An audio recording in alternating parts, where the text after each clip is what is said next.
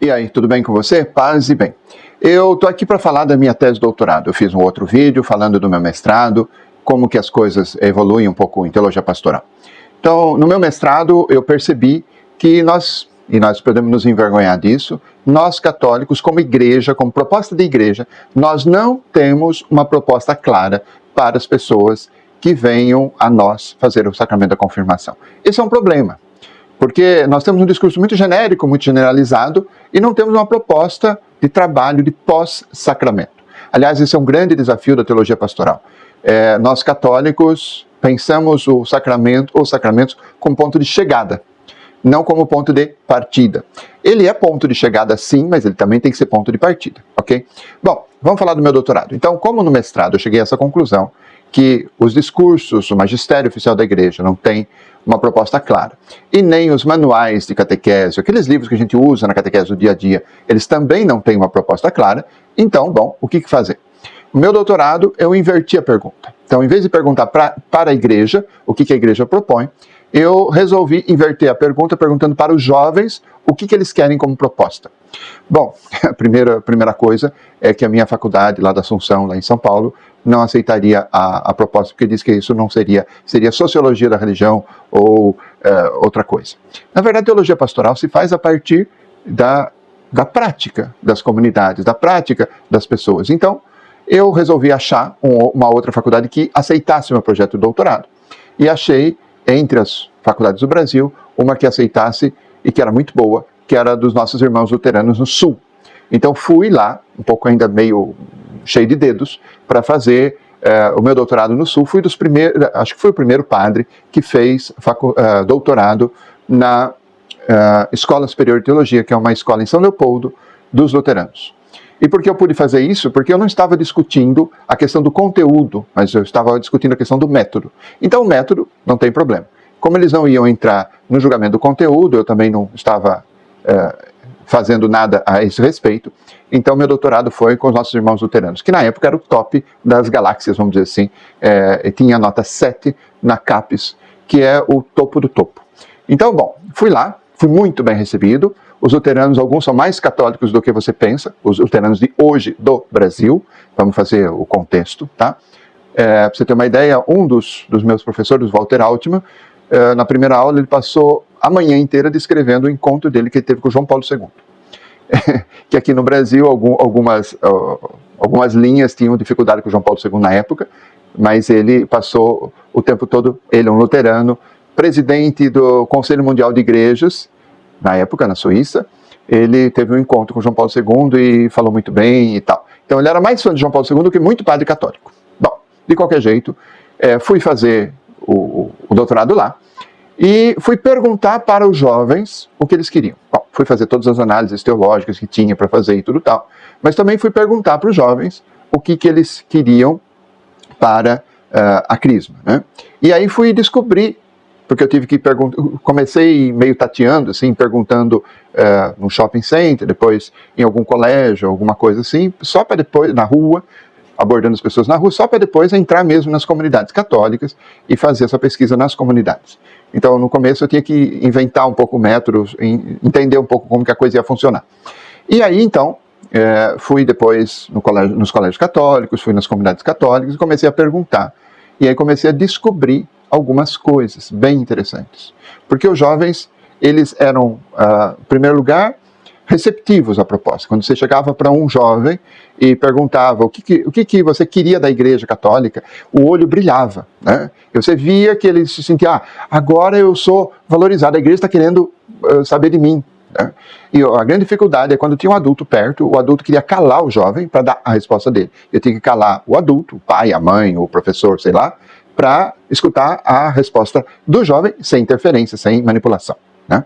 E aí fui descobrindo algumas coisas muito interessantes, algumas coisas inclusive que depois eu achei em Paul Tillich, em Santo Agostinho, no Padre Antônio Vieira, em Karl Rahner, grandes teólogos, tanto católicos como protestantes, que falavam coisas elaboradíssimas e tudo, mas que queriam dizer a mesma coisa que os jovens falavam de maneira muito simples. As respostas foram muito interessantes. E aí eu fui descobrindo no meu doutorado, que o grande esquema era trabalhar a sociabilidade dos jovens para que aquilo virasse um grupo de jovens. Ou seja, a catequese de crisma precisa ir ao ponto de nuclear um grupo de jovens, de começar um grupo de jovens. Claro que o grupo de jovens, ele tem começo, meio e fim, ele tem tempo de vida, né?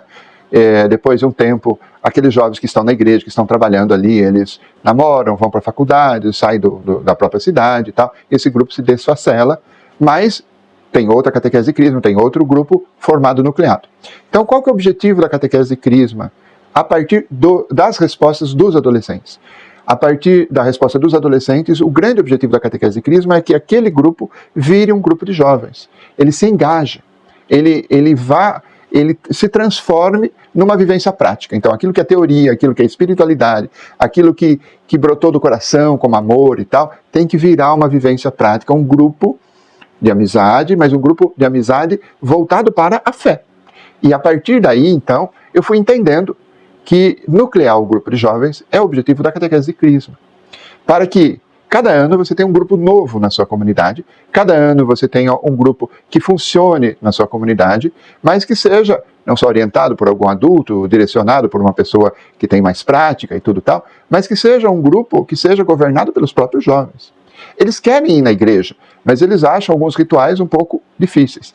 Para aquela época, eu fiz essa tese de doutorado, que tem 313 páginas, mais 50 páginas só de estatística, porque eu tive que fazer as perguntas e tal, como o IBGE trabalha hoje em dia, mas eu tive que fazer isso para o meu doutorado.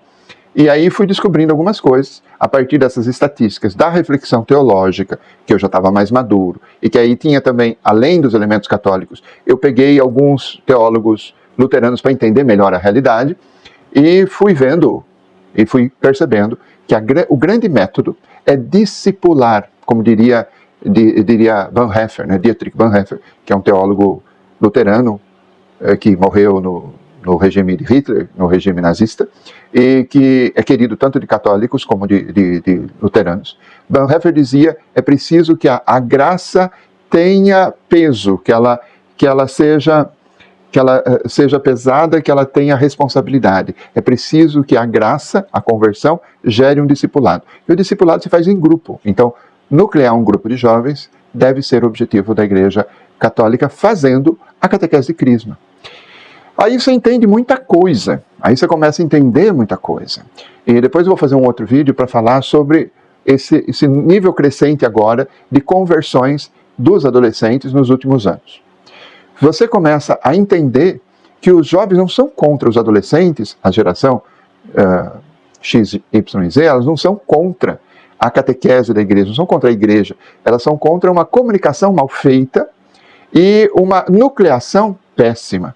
Então nós temos um problema de comunicação e um problema de metodologia dentro da Igreja Católica. Essas aulas, entre aspas, esses encontros de catequese, que são reprodução de aula, isso não funciona. Por isso eu acabei terminando o meu doutorado fazendo uma proposta, que é um pouco paralela, vamos dizer assim, mas fazendo uma proposta de retiros para jovens, catequese em retiros.